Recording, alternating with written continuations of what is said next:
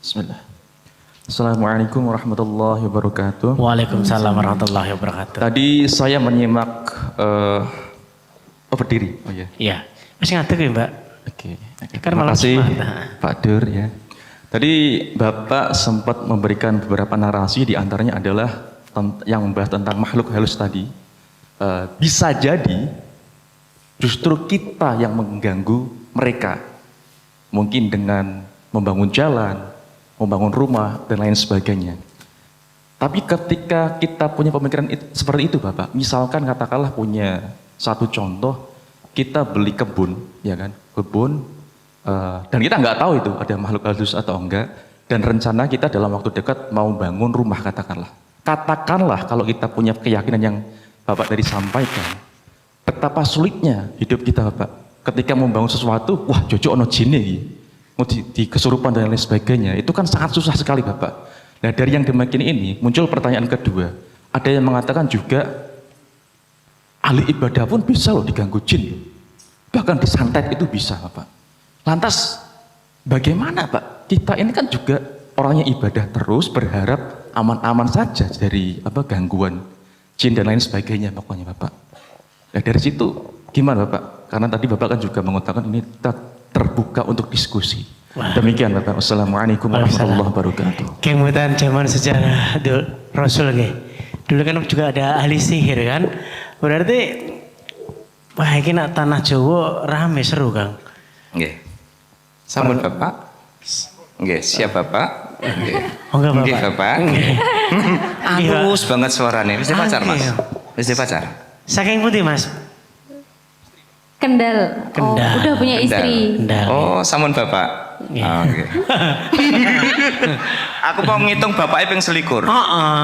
Grogi sih. Betul Kang. Pak siapa tadi namanya?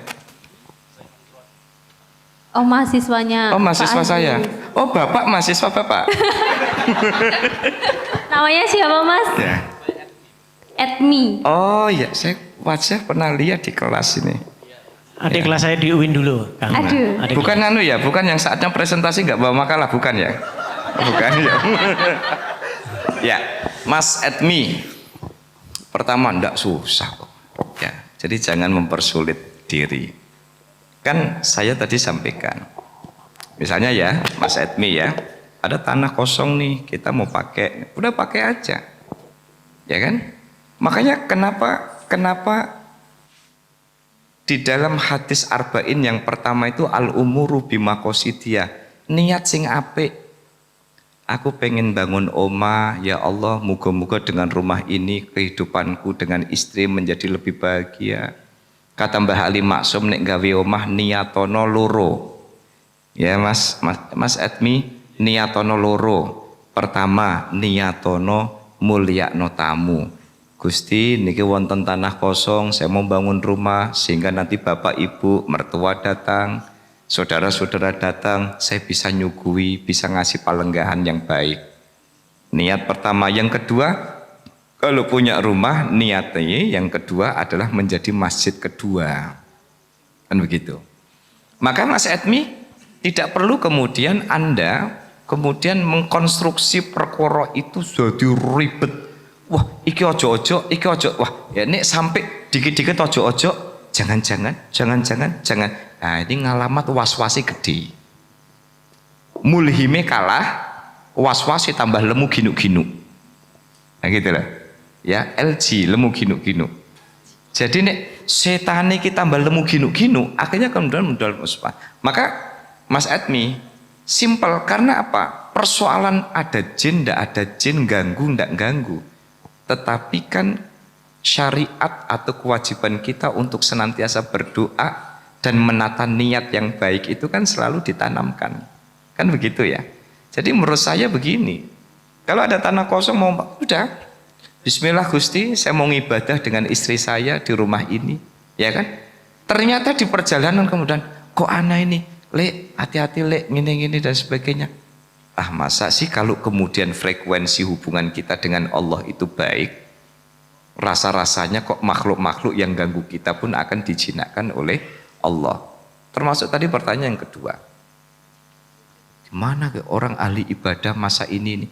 Jangan lupa Mas. Justru setan itu sangat mudah menciptakan rongga di dalam diri manusia sing krasa ahli ibadah. Ya kan? Jadi orang itu semakin tinggi status sosial keagamaan, status di masyarakat, ditokohkan sebagai tokoh agama. Jangan lupa Mas, tidak sedikit, ini secara empiris ya, kejadian di lapangan itu. Biasanya semakin tinggi kualitas agama, semakin tinggi ketokohannya, itu semakin tinggi hasutnya juga Mas.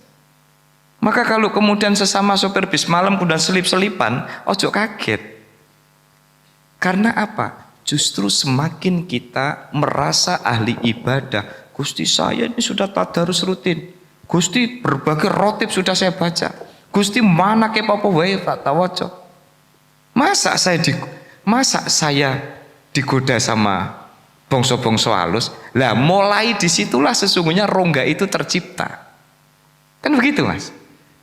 Biasanya malah sing dorak rapatek ndonga tapi yakin karo Gusti ngono malah setan rapatek doyan.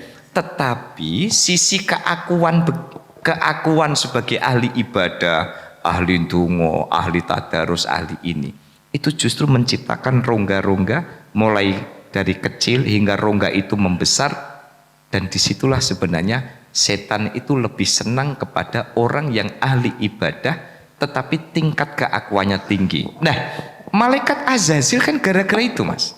Bayangkan, malaikat Azazil itu ranking 1 di kelasnya, di downgrade langsung jadi iblis. Gara-gara apa? Gara-gara ngerosok, lu ngaku ngaling ibadah kok, ya kan? Kon sujud karo Adam.